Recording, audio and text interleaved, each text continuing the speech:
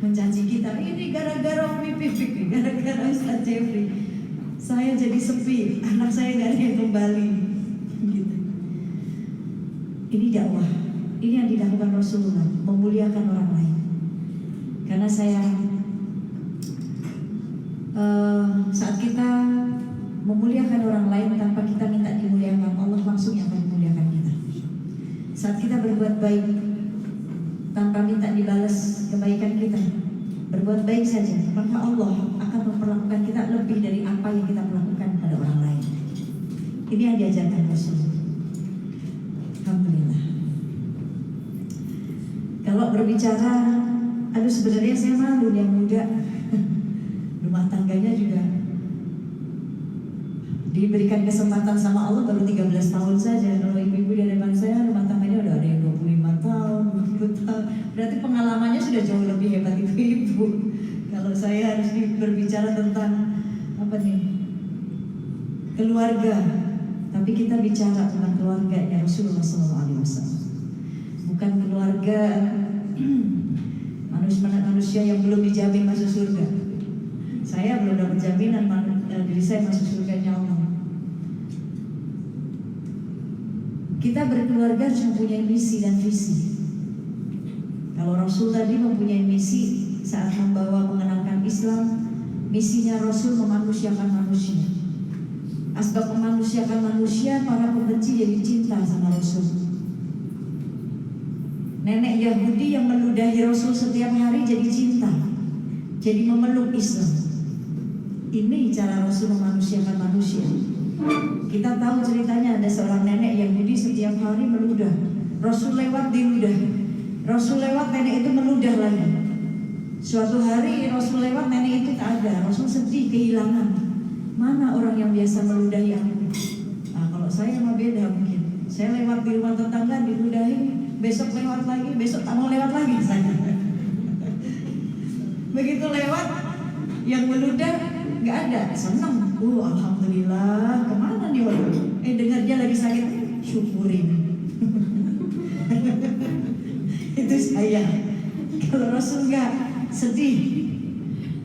Rasul cari tahu kemana nenek ini. Rasul dengar dia lagi sakit. Akhirnya Rasul pergi ke pasar, Rasul beli makanan, Rasul beli buah-buahan. Rasul datang. Nenek tersebut terkejut. Ya Muhammad, apakah kau ingin balas dendam kepadamu? Tidak ibu, aku bawa makanan, bawa buah. Kamu makan biar sehat. Kenapa kau lakukan itu ya Muhammad? Engkau tahu aku sudah berlaku buruk kepadamu. Karena engkau belum mengenalku. Ini pentingnya mengenal. Gak cuma sebatas tahu. Kalau kita tahu, kita gak kenal, kita gak akan ada cinta. Karena tahu sama kenal beda. Tahu sama kenal beda. Saya mungkin tahu artis Malaysia siapa ya, Siti Nurhaliza. Saya tahu dia artis Malaysia, cantik, penyanyi. Saya ngefans. Tapi saya nggak kenal gimana caranya supaya saya bisa kenal, terus dekat. Kalau udah dekat jadi teman.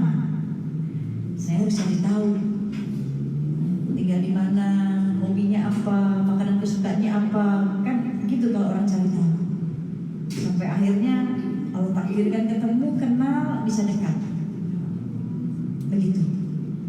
Kalau saya hanya tahu Allah, tahu Nabi saja, tahu Rasul saja, tapi tak kenal Allah, tak kenal Rasul, bagaimana bisa saya dekat? Bagaimana saya bisa dapat cintanya? Dulu saya mungkin tahu, hanya tahu Allah. Hanya tahu Allah, gak kenal Allah. Tahu Allah Tuhan saya yang saya sembah. Sebatas menjalankan sholat 5 waktu selesai. Tapi gak kenal Allah. Kalau saya kenal Allah, saya gak akan marah saat Allah ambil apa yang menjadi, yang katanya milik saya, padahal bukan milik saya. Oh, berarti saya gak kenal Allah. Kalau saya kenal Rasul, saya gak akan marah kalau ada orang yang mencaci. Saya gak akan benci, gak akan dendam. Oh berarti saya nggak kenal Rasul. Saya hanya tahu dia utusan Allah. Tapi saat ingin kenal, mencari tahu, kok keren sekali ya saya punya nabi. Kok keren sekali ya saya punya nabi yang memanusiakan manusia padahal sudah dicaci maki, dilemparin kotoran, dilemparin batu, diludahin, tapi tetap memuliakan mereka. Bangga sekali. Ya Allah, saya jadi umatnya Nabi. Kenapa harus bangga jadi umatnya Nabi? Ya, karena kita banyak dapat pertolongan. Kita banyak diperhatikan sama Nabi dibanding umat-umat yang lain. Nabi Musa saja kepengen jadi umatnya Nabi. Kata Allah nggak bisa. Umatnya Nabi nanti di akhir zaman. Bahkan Nabi pun mengatakan kepada sahabatnya, wahai sahabatku, apakah engkau tahu siapa orang yang mulia itu? Orang-orang yang mulia apakah engkau tahu? Sahabat menjawab, bukankah engkau ya Rasul orang yang mulia itu? Tidak. Akan ada orang yang mulia. Siapa ya Rasul? Mereka orang-orang yang datang setelah aku tidak ada. Mereka yang tidak pernah melihatku, tidak hidup di zamanku, tapi mereka cinta kepadaku, mereka beriman kepadaku. Mereka orang-orang mulia. Siapa kita? Kita orang mulia itu. Kita yang banyak diperhatikan Rasul. Makanya kenapa kita harus, saya bangga banget jadi umatnya Rasul, jadi umatnya Nabiullah Muhammad. Kenapa harus bangga? Lihat, apapun penderitaannya kita difikirkan oleh Rasul. Laparnya kita Rasul pikirin, sedihnya kita Rasul pikirin, ketakutannya kita Rasul pikirkan. Banyak sekali. Dari mulai sakaratul maut saja. Sakaratul mautnya Rasulullah SAW dengan menahan rasa sakit hingga malaikat Jibril memalingkan wajahnya saat mencabut nyawanya. Ya Jibril, kenapa kau palingkan wajahmu? Apakah engkau jijik melihatku? Wahai kekasih Allah, aku tak tega melihat, tak tega.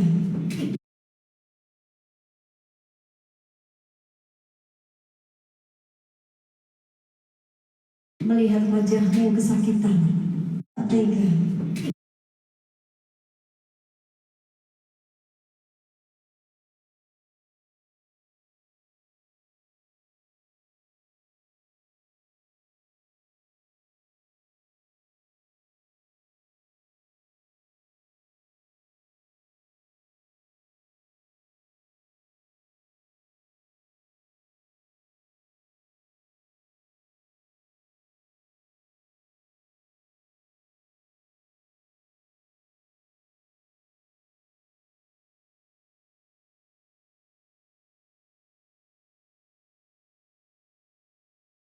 Wajahmu kesakitan, engkau menahan sakit, engkau menahan sakit.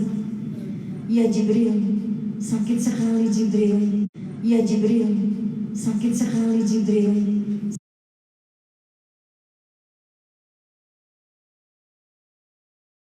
Sakaratul maut ini, ya Jibril, apakah umatku nanti merasakan bagaimana sakaratul maut ini ya Jibril? Aku mohon biarkan pada umat kita dikumpul perempuan jauh dan peduli dari isi, peduli masing-masing kepada Allah. Nabi sedih memohon, tolongi umatku ya Allah, kasihani umatku ya Allah. Mereka ketakutan, mereka kehausan, mereka kepanasan. Selamatkan umatku ya Allah. Ini yang diperhatikan oleh Nabi. Ini yang diperhatikan oleh Nabi. Di mana sejengkal kita melahirkan di situ, bayi yang dia keluarkan, bayi yang dia lahirkan, dia jadikan pijakan kakinya. Saking panas. Ini perhatiannya Nabi kepada kita umatnya. Nabi begitu care. Nabi begitu ingin memuliakan wanita. Dengan cara Nabi meminta kepada Allah supaya Allah turunkan satu ayat untuk bisa memuliakan wanita. Karena di zaman dulu wanita gak dimaui, wanita dilecehkan, bayi lahir perempuan dibunuh. Tapi Nabi meminta. Di saat-saat itu salah satu istri Nabi keluar terlihat auratnya oleh Umar. Beliau malu menyampaikan hal ini kepada Rasulullah. Dan Rasul meminta Allah turunkan satu hukum, peraturan untuk memuliakan wanita. Al-Ahzab ayat 59. Wahai Nabi, katakan kepada istri-istrimu, anak perempuanmu, istri orang mukmin mukminah, anak perempuan mukmin mukminah, untuk mereka memanjangkan ke seluruh kain ke seluruh tubuhnya, supaya mereka tidak diganggu dan mudah dikenali. Rasul memuliakan kita. Banyak lagi perhatian-perhatiannya Rasul, bahkan yang paling membuat kita malu, kita yang maksiat, kita yang bikin dosa. Tapi satu malam saat Rasul bermalam di rumah istrinya Ummu Aisyah, lalu Ummu Aisyah terbangun melihat Rasul tidak ada di sampingnya. Ummu Aisyah mencari kemana Rasulullah. Ternyata saat dicari Rasul sedang berada di masjid, ditunggu sama Ummu Aisyah. Lama sekali sholatnya. Begitu selesai sholat, Ummu Aisyah bertanya, ya Rasulullah, kapan kau tidur? Istirahatlah ya Rasulullah, sebentar saja kau tidur ya Rasulullah. Ya Aisyah, jikalau aku tertidur lelap, bagaimana keadaan? Tapi ya Rasulullah, aku gak punya dosa, aku berhak tobat. Rasulullah, kakimu sampai bengkak, kenapa kau lakukan ini sedangkan kau gak punya dosa ya Rasulullah? Ini sesuatu yang buat kita ini luar biasa. Kita yang bikin dosa, tapi Rasul yang bertobat. Rasul katakan kepada Aisyah, ya Aisyah, betul, malam ini aku bertobat. Setiap malam aku bertobat kepada Allah 100 kali tobat hingga kakiku bengkak. Semata-mata seandainya malam ini ada umatku yang dicabut nyawanya oleh Allah, dia belum sempat bertobat, aku jadikan tobatku ini untuk umatku.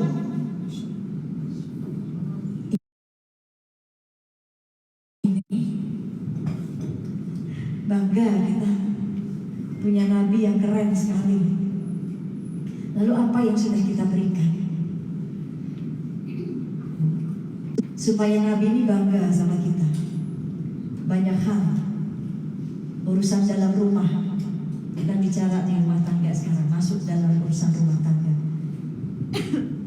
Di sini ibu-ibu semuanya yang pasti punya anak dan dekat dengan anak-anaknya, para ummahat. Bagaimana supaya kita bisa membantu dakwahnya Nabi? Membantu dakwahnya Nabi, bikin senang Nabi gak harus seperti ini, harus ke masjid, ya, bertausiah, berceramah, nah. Tapi di dalam rumah kita sendiri kita bisa membuat Nabi tersenyum sama kita. Di dalam rumah kita sendiri kita bisa membuat Nabi bangga punya umat seperti kita. Bagaimana caranya? Nabi sudah ajarkan. Yang pertama, punya misi terlebih dulu. Suami, istri, anak, siapapun yang tinggal dalam satu rumah itu misinya sama. Punya misi dan visi untuk rumah tangganya ini selamat di dunia sampai akhirat. Apa misi dan visinya? Allah katakan di surat At-Tahrim, hai orang-orang beriman, jagalah dirimu dan keluargamu dari siksa api neraka. Ini dulu, harus punya misi ini dulu. At-Tahrim ayat 6, warning dari Allah bahwa neraka itu ada. Kita sekarang tinggal di dunia, oh itu hanya sebuah cerita saja, karena masih menikmati dunia. Dunia nyata, akhirat cerita, karena masih tinggal di dunia. Tapi kalau nanti kita sudah mati, baru kalau akhirat cerita, karena masih tinggal di dunia. Tapi kalau nanti kita sudah mati, baru kalau kita tak bawa bekal, tak bawa amal soleh, akhirat nyata. Sholat yang benar, saya mau baca baca Quran, saya mau sedekah ya Allah, saya mau bantu orang miskin. Ternyata hanya ini yang menjadi teman saya saat anak, suami, orang tua gak bisa menemani saya, cuma ini. Ya sudah telat, sudah terlambat, karena kesempatan adanya hanya di dunia ini. Maka Allah kasih warning dulu. Kalau pengen selamat di akhirat nih warningnya. Satu rumah, satu keluarga harus punya misi. Visi dan misinya ini. Ku anfusakum wa ahlikum nar, jagalah dirimu dan keluargamu dari siksa api neraka. Kita kupas satu-satu. Seorang suami baca ayat ini. Seorang suami buka Quran, baca surat At-Tahrim ayat 6. Hai orang-orang yang beriman, jagalah dirimu. Sudah pasti, oh diri saya sebagai seorang suami. Karena suami lagi baca ayat ini. Oh jagalah dirimu, berarti diri saya. Apa yang harus saya jaga? Hablin minallah. Rasa takutnya suami kepada Allah. Kalau suami punya takut sama Allah, suami akan takut jikalau istrinya tak menutup aurat, jikalau anak perempuannya tak menutup aurat. Karena suami mempunyai tanggung jawab yang besar.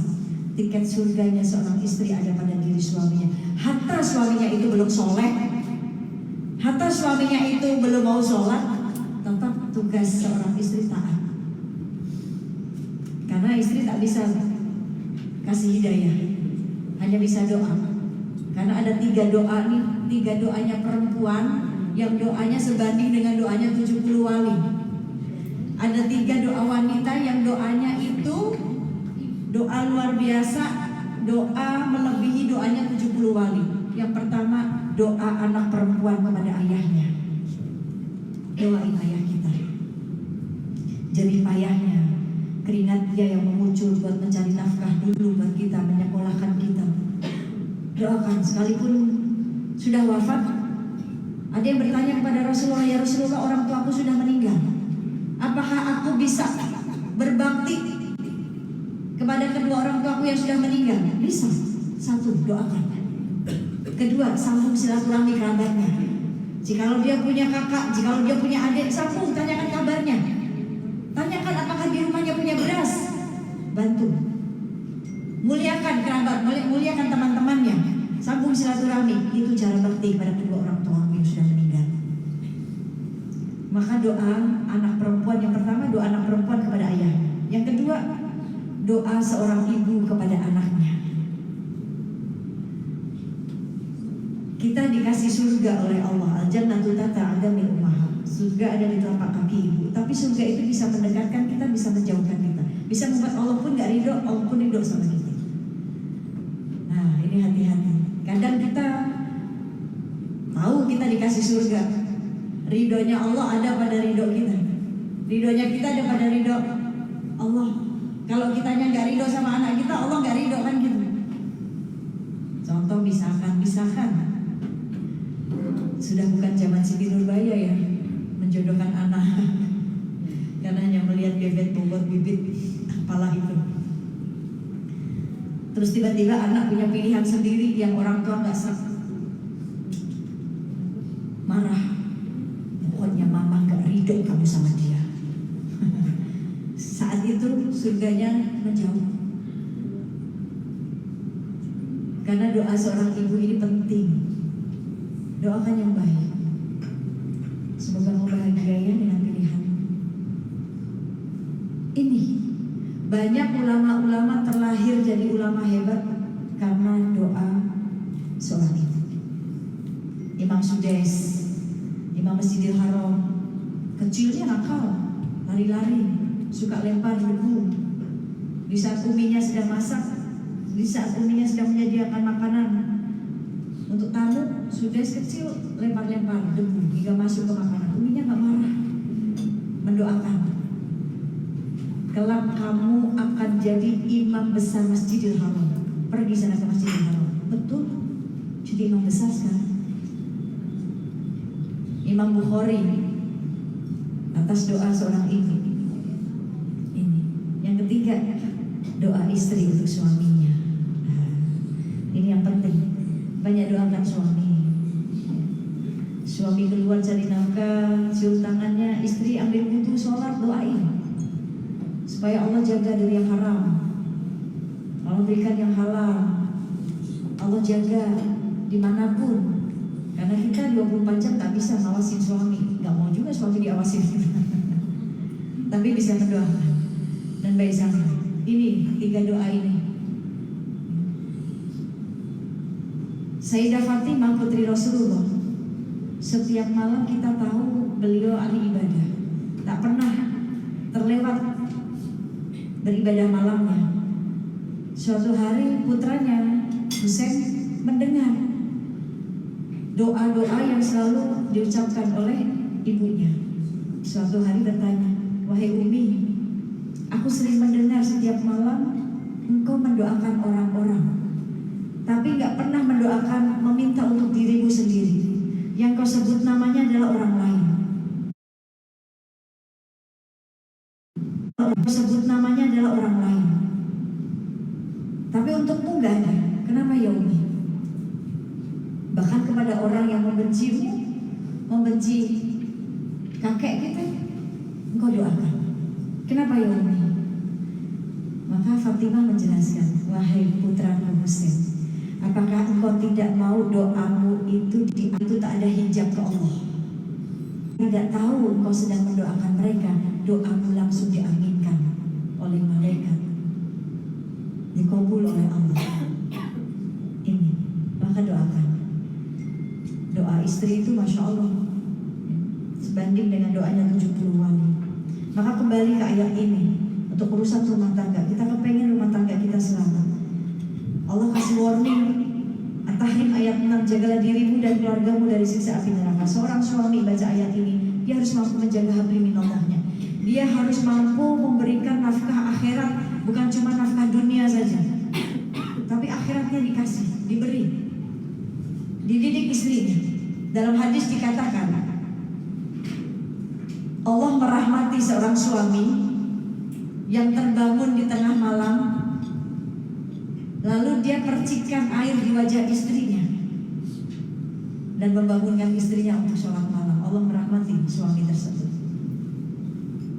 Dan Allah merahmati seorang istri yang terbangun di tengah malam, dia percikan air di wajah suaminya, dia ajak suaminya sholat. Allah merahmati keduanya. Dipercikin ya Bu ya, nanti marah suaminya. Percikan. Ini membangun dua-duanya, tahu misi dan visinya, pengen selamat, saling membangun, saling mensupport dalam hal ibadah, saling mengingatkan. Kalau suami sudah terlalu sibuk, ingatin, "Pak, kangen deh imamin, kangen deh baca Quran bareng-bareng." Nah itu, supaya gak kebablasan sibuk. Suami juga gitu ke istri, "Ma, kapan ditutup?" Misalkan nih, istrinya belum tertutup auratnya, suami ngingetin. Ini saling ngingetin urusan akhirat ini, Masya Allah. Kembali, seorang istri baca ayat ini, "Jagalah dirimu." Oh, diri saya sebagai seorang istri, sebagai seorang ibu, sebagai seorang hamba Allah, apa tugas saya? Sama, habli minallahnya perbaiki. Jikalau hubungan dengan Allahnya baik, punya rasa takut kepada Allah, maka dia akan mendidik anak. Dia akan takut jika dia melakukan sesuatu yang suaminya gak ridho. Urusan keluar rumah gak izin suaminya, suami gak ridho. Karena ridhonya Allah ada pada ridho suami. Dan dia tahu tugasnya, oh suami saya bukan milik saya hanya disuruh menemani. Kalau dulu Bu, boro-boro saya bisa bicara begini, "Oh, suami saya milik saya, milik saya." Maka Allah cemburu. Allah ini maha pencemburu. Sifatnya Allah maha pencemburu. Dan kita nggak punya hak memiliki. Mau suami, mau anak, orang tua bukan milik kita. Kita hanya disuruh menemani saja sampai batas waktu yang sudah ditentukan sama Allah. Saya dulu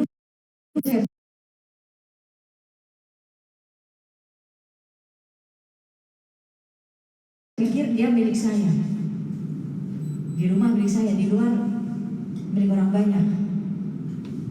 Oh ternyata bukan milik saya juga. Saya hanya disuruh oleh Allah menemani selama di dunia dengan batas waktu saat itu 40 tahun saja usianya. Kita dikasih amanah anak, cuma disuruh menemani anak, disuruh mendidik untuk mengenalkan Allah dengan baik supaya anak kenal Allah. Urusan akhirat mendidik anak, urusan akhirat jangan pakai kalimat kasihan. Contoh misalkan kita punya anak usianya masih 5 tahun, 6 tahun, belum akil balik. Saat kita sholat subuh, bangunkan anak perempuan kita yang masih walaupun dia masih kecil belum akil balik. Kasihanlah, dia masih kecil belum akil balik, gak ada tanggungan dia ibadah. Biarkan dia tidur, karena kita kasihan. Tapi lebih kasihan mana jika dia sudah akil balik, dia tidak sholat subuh karena tidak terbiasa bangun pagi. Nah, kalau urusan akhirat gak boleh pakai kalimat kasihan walaupun masih kecil. Dengan kita membiasakan, kita sholat, anak kita bangunkan walaupun masih kecil, akan tersimpan di memorinya. Oh iya, mamahku itu setiap pagi bangunkan aku sholat subuh. Kelak dia akan menjadi seorang ibu, dia akan didik anaknya sama seperti itu, dengan apa yang dia lihat, dia contoh dari orang tuanya. Sama, punya anak laki-laki, suami yang mau ke masjid, bangunkan anaknya walaupun masih kecil. Ayo ikut papa ke masjid. Dia akan mengingat setiap kecil, dulu dari kecil papaku selalu mengajakku ke masjid. Karena dia akan menjadi seorang ayah. Dia akan berikan ilmu itu saat dia mempunyai seorang anak laki-laki. Ini urusan rumah tangga. Saling mensupport dengan surat At-Tahrim tersebut, maka terjaga. Allah akan berikan yang namanya sakinah, ketenangan, mawadah, kasih sayang, warahmah, cinta. Terbentuk yang namanya baiti jannati, rumahku surgaku. Gak akan tercipta yang namanya baiti jannati, rumahku surgaku, kalau misi warningnya dari Allah tadi gak dikerjakan. Kita gak risau urusan akhirat kita ini, karena dunia itu cuma sebentar saja. Saya juga gak tahu kapan saya mati, tapi sebuah kehilangan itu menjadikan hikmah buat saya. Hingga saya takut, bukan takut mati, pasti mati, tapi takut apakah cukup bekal saya, sedangkan perjalanannya panjang. Maka kepengen banget memanfaatkan waktu, sisa waktu yang Allah berikan. Untuk apa? Ya bermanfaat buat orang. Menjadikan setiap waktu untuk beramal soleh, gak mau ketinggalan. Karena saat kita habis waktunya, kita gak bisa beramal soleh lagi. Maka jadikan waktu di dunia untuk kita beramal soleh. Setiap waktu harus ada amal soleh yang kita lakukan. Tapi gimana Umi? Kan namanya manusia gak bisa istiqomah. Betul. Apalagi iman kita naik turun. Kadang iman kita tergantung suasana. Suasananya kemarin Ramadan, kencang sekali imannya. Habis sholat 5 waktu buka Quran. Mau masak buka Quran dulu, baca Quran dulu. Mau pergi ke pasar buka Quran dulu. Sedekahnya luar biasa. Sholat malamnya gak pernah tertinggal. Tapi begitu Ramadan selesai, kembali lagi imannya seperti dulu.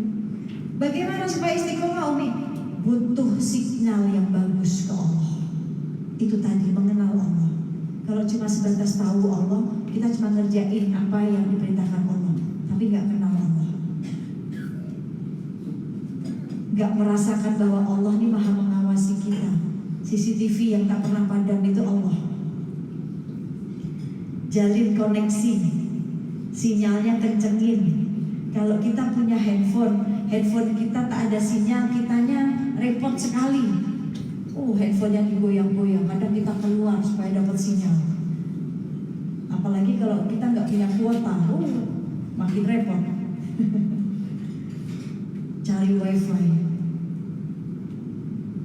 lowbat handphonenya, bingung cari charger.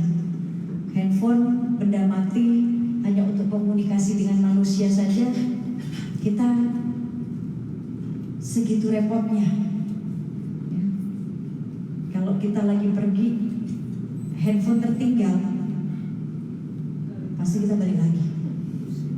Dan lebih memilih tertinggal handphone atau dompet. Lebih pilih mana Bu? Tertinggal handphone atau dompet? Handphone, dompet. Nah, sekarang mau bayar bisa pakai QR. Makan ya udah pinjam teman dulu nanti saya transfer. Tapi kalau nggak bawa handphone, satu meja teman sedang pada main handphone, mati gaya kita. Kita diam sendiri, pasti kita pusing. Ambil handphone lagi ini, padahal hanya untuk komunikasi dengan manusia. Tapi bagaimana komunikasi kita dengan Allah saat kita nggak punya sinyal? Redup, turun imannya. Gak akan bisa istiqomah, maka harus dibangun dulu. Dibuat tenang dulu di hati. Karena mesinnya ada di sini. Kalau handphone pusatnya ya baterainya. Kalau manusia baterainya ada di sini. Hati. Ini mesinnya di sini. Kalau mesinnya ini udah rusak, bahaya. Gak akan bisa sampai ke Allah ibadah kita. Karena ibadah Allah menerima ibadah yang hatinya selamat. Maka hati dulu nih dibenahin. Semua luka di hati sembuhin dulu. Kecewanya udahlah selesaiin dulu. Buat apa kecewa terus? Sakit hatinya udahlah dihapus saja, disiram dia bersih lagi. Bencinya udahlah, kan Allah aja maaf, kenapa kita harus benci terus? Nah, ini penyakitnya di sini harus disembuhkan dulu. Kalau enggak, luka semakin luka lagi nanti, susah sembuhnya. Kalau zohirnya kita yang sakit, sakit kepala, sakit gigi, kita nggak nyaman, ikhtiar minum obat, nggak sembuh juga, datangi dokter, spesialis kepala, spesialis gigi, diperiksa, kata dokter nggak ada apa-apa, nggak sakit apa-apa, di CT scan nggak ada apa-apa, ibu stres aja mungkin, mungkin stres. Terus dokter kasih obat, kita disuruh minum, ikhtiarnya minum obat. Kalau tak sembuh juga, keputus dengan kematian, keputus dengan dunia, kematian, hanya itu. Tapi kalau batinnya yang luka, batinnya yang sakit, masa kita nggak mau ikhtiar seperti halnya zohirnya tadi yang sakit?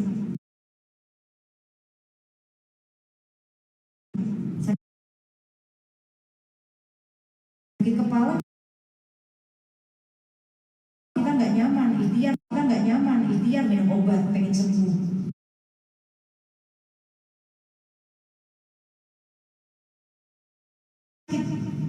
Ada benci di situ,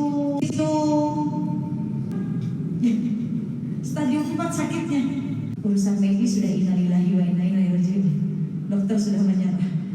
Ini bagaimana jika hati ini penyakitnya sudah stadium 4, apakah nggak mau kembali ke Allah? Maka datangi dokternya. Siapa? Allah yang maha membolak-balikan hati, yang maha memberikan hidayah dalam hati kita. Datangin Allah. Karena orang-orang yang tenang hidupnya, tentram hatinya, tenang jiwanya, mereka yang selalu kembali kepada Allah. Mereka yang selalu mengingat Allah dalam keadaan susah maupun senang. Mereka yang tahu bahwa Allah tidak pernah menyia-nyiakan dia. Mereka yang tahu bahwa yang paling tahu keadaan dirinya adalah Allah di saat orang lain nggak tahu. Sekalipun suami sendiri nggak tahu keadaan diri kita, nggak tahu sedihnya kita, nggak tahu keadaan hati kita. Tapi Allah tahu. Ya muqallibal qulub, tsabbit qalbi ala dini. Ini doa sering dibaca oleh Rasulullah. Hingga sahabat bertanya, ya Rasulullah, kenapa engkau sering baca doa ini? Apakah engkau takut ya Rasulullah? Rasul menjawab, bagaimana kita merasa nyaman dengan hati kita, sedangkan jari-jarinya Allah dekat sekali untuk membolak-balikan hati kita. Maka Rasul sering baca doa ini. Rasul yang maksum, yang tak punya dosa, tapi masih menjaga hati. Bagaimana dengan kita? Karena hati sentral, hati mesin, hati kunci, hati lebih berharga dari apapun. Karena Allah tak lihat yang kita punya, tapi Allah lihat hati. Allah ingin memberikan hidayah di hati. Allah ingin memberikan nurnya di hati. Hati pusat pandangannya Allah. Hati tempat Allah memandang. Kalau namanya tempat harus bersih.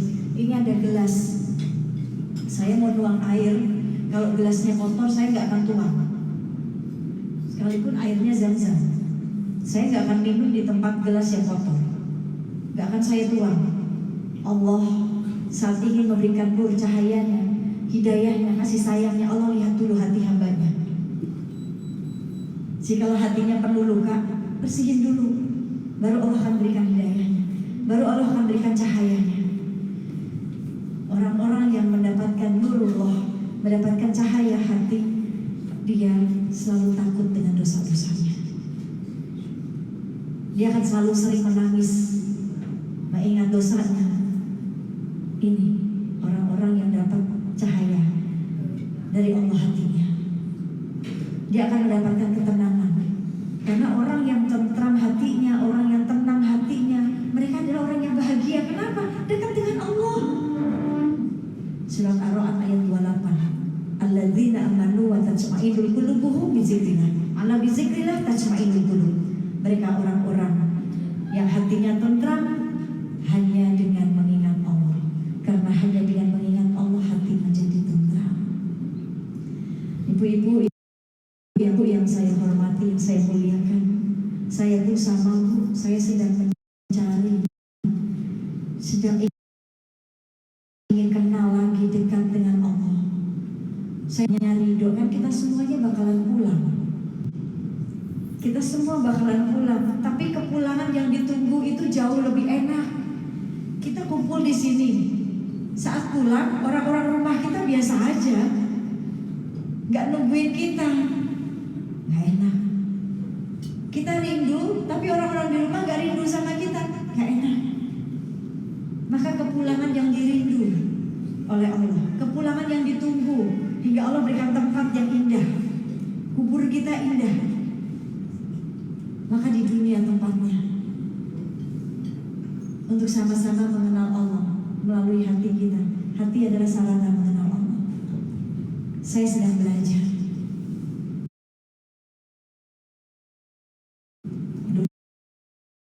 Dulu saya mungkin cinta dunia.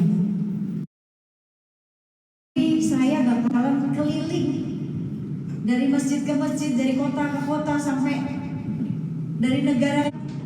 Gak pernah punya mimpi itu, karena saya hanya ibu rumah tangga saja. Yang dakwah suami saya, orang tahunya suami saya, penceramahnya suami saya. Saya hanya ibu rumah tangga saja, ngurus anak, 4 anak yang masih kecil-kecil. Tapi setelah itu 2013 saat mungkin Allah cemburu sama saya terlalu memiliki. Sifat memilikinya itu luar biasa. Hingga Allah cemburu. Allah punya hak mengambil dengan cara yang Allah mau. Kapanpun diambil oleh Allah. Marah saya. Marah sama Allah. Ya Allah, kok gak adil ya? Anak saya masih kecil-kecil loh. Nanti saya cari nafkahnya bagaimana? Biasa di rumah, fasilitas semua ada, tinggal enak. Tiba-tiba di usia anak-anak kecil diambil. Marah, kesal, gak terima takdir Allah. Padahal Allah sedang cemburu. Dikasih teguran.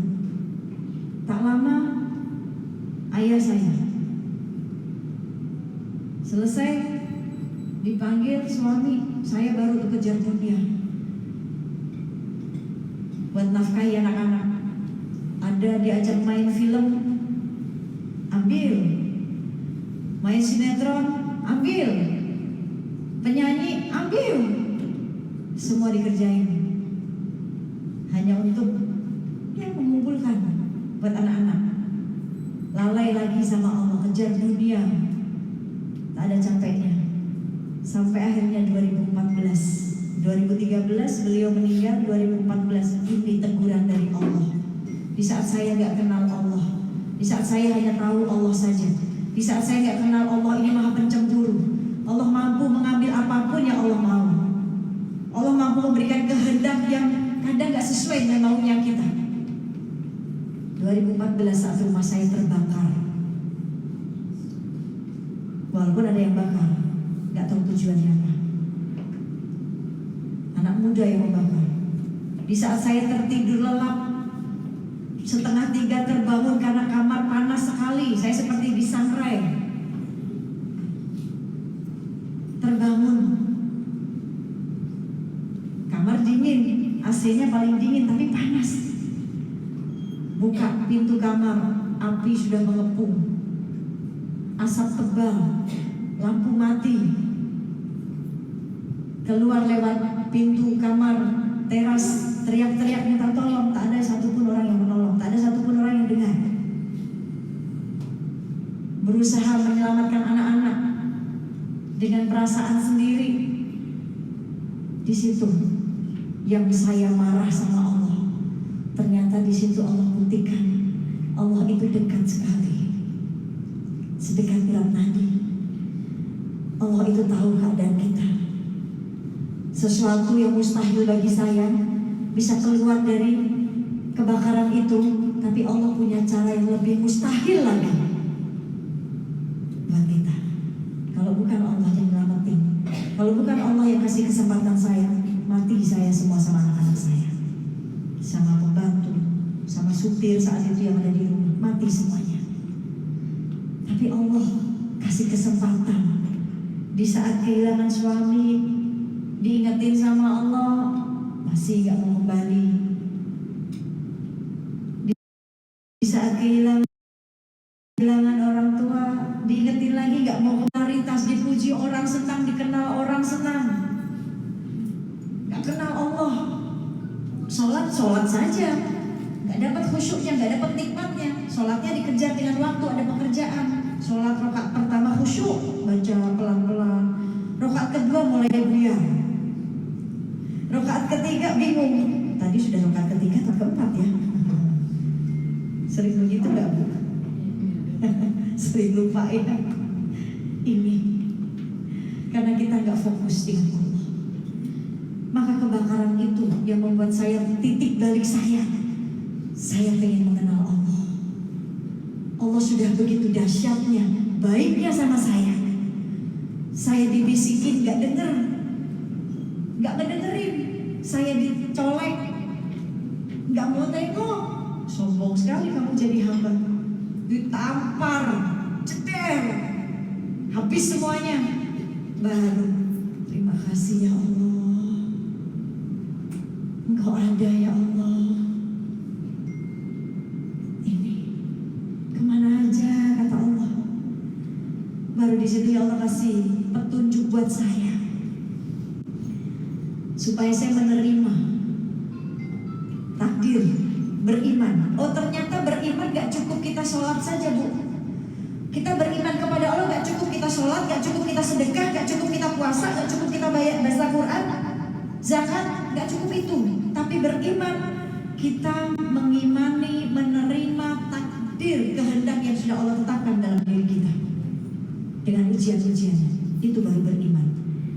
Kalau kita mengaku beriman, kan harus mau diuji.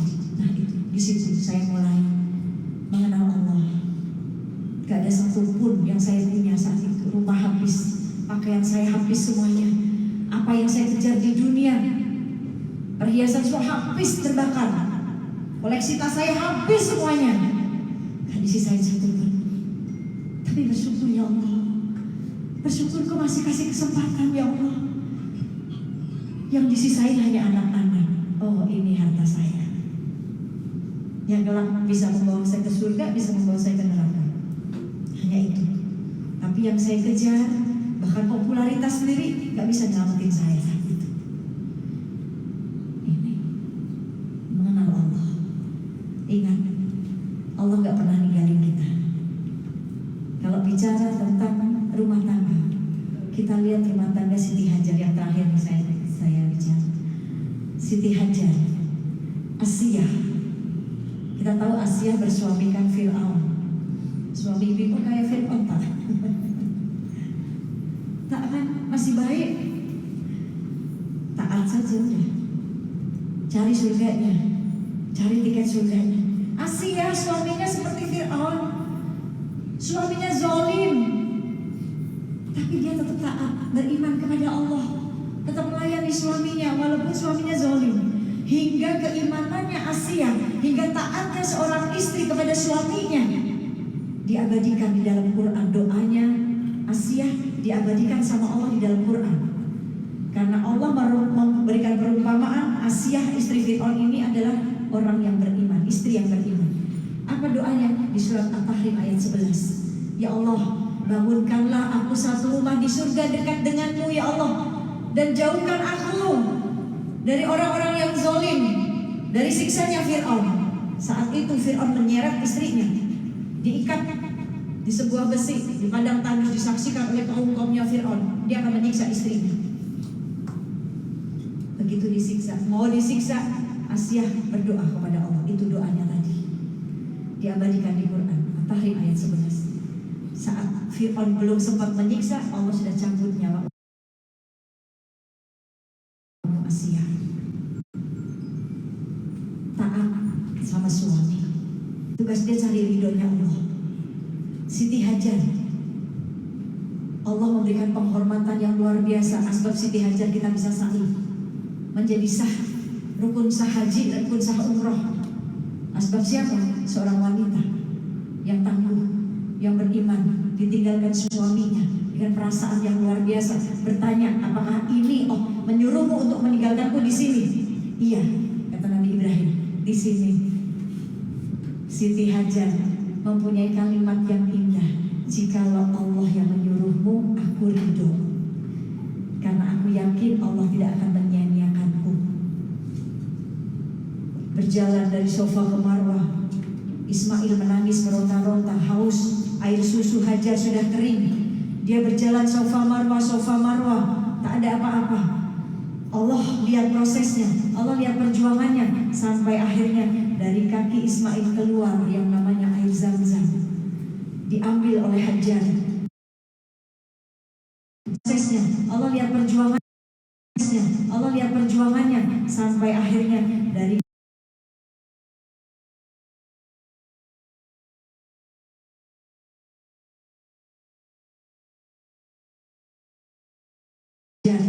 diminum, diambil lagi, diminum, diambil lagi, diminum Ismail. Kalau ini air Zam-Zam tidak diambil sama Hajar untuk diminum, maka air Zam-Zam ini akan mengalir ke seluruh negeri hingga tak ada yang namanya sumur Zam-Zam. Tapi karena diminum oleh yang namanya sumur Zam-Zam yang sampai sekarang tidak habis-habis, seluruh umat muslim harus melewati wal marwata min sya'airillah. Faman hajjal baita aw itamara fala junaha alaihi ayyatawafa bihima wa man tatawafa khairan fa innallaha syakirun alim. Sofa dan Marwah menjadi bukti syiar agamanya Allah. Ini atas ketangguhan seorang wanita yang ditinggalkan suaminya, nggak dibekelin apa-apa, tapi dia yakin adanya Allah. Ini maka harus dibangun keyakinan. Sa'inya kita sama sa'inya Hajar beda. Sa'inya Hajar panas, sa'i sekarang lantainya sudah marmer, kurang enak apa, pakai AC dingin, kanan kiri ada air Zam-Zam. Kita lagi sa'i capek minum air Zam-Zam bisa. Kalau nggak mau jalan, naik ke lantai 2, boleh pakai skuter, sewa 115 real. Kita nggak perlu jalan pakai skuter. Indah sofa wal marwah, tak enak. Ini perjuangan. Maka wanita adalah pondasi rumah tangga yang menguatkan suami, yang menguatkan anak-anak. Kalau kita bangun rumah pondasinya tidak kuat, roboh. Maka wanitanya harus kuat. Dengan apa?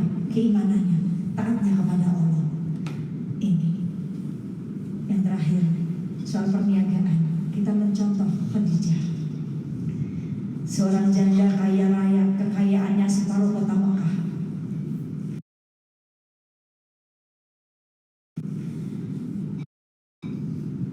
Beliau berdagang dengan kejujurannya, bahkan perniagaannya kita mencontoh baginda Nabi Muhammad yang akhirnya Allah takdirkan pada saat itu. Karena nanti dari harta seorang wanita tersebut ya, akan membantu perjuangan agama Rasulullah SAW, dari yang kaya raya, dari mulia hingga miskin, tak punya apa-apa,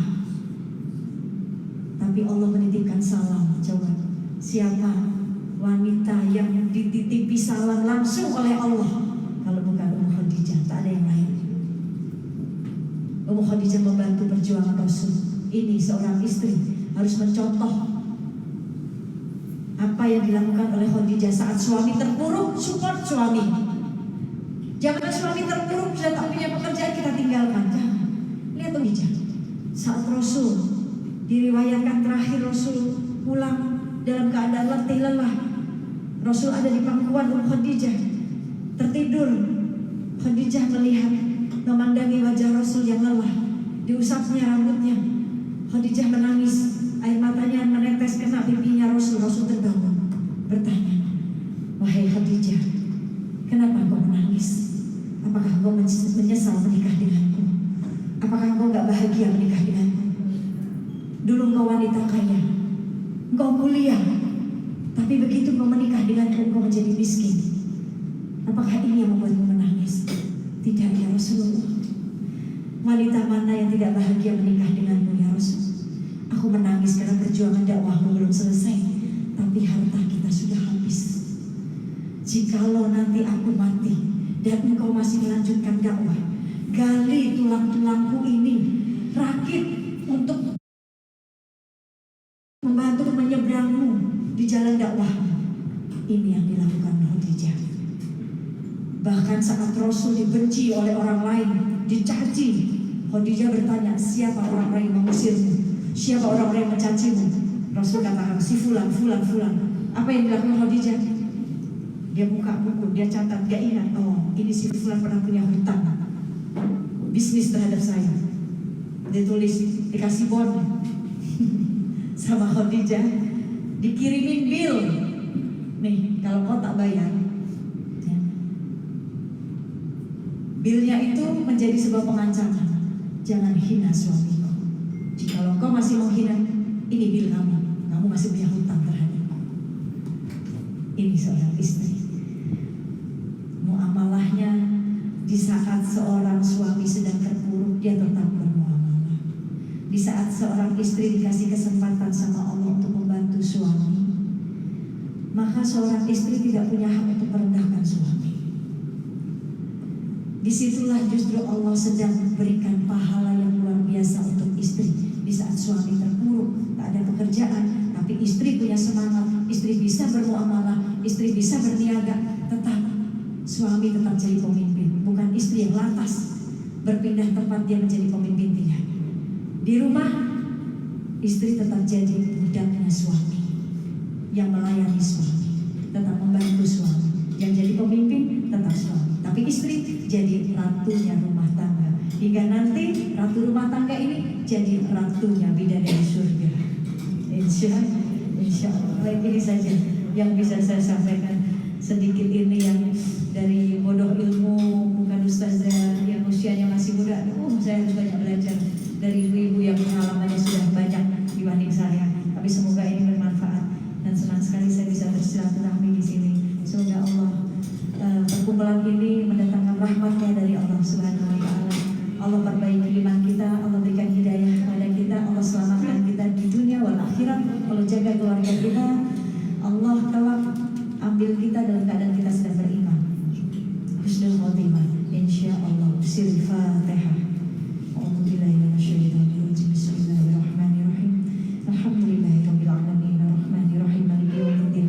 Iyyaka na'budu wa iyyaka nasta'in. Ihdinas siratal mustaqim, siratal ladzina an'amta 'alaihim ghairil maghdubi 'alaihim waladdallin. Amin. Subhanallahumma wa bihamdika asyhadu an la ilaha illa anta astaghfiruka wa atubu ilaik. Assalamualaikum warahmatullahi wabarakatuh.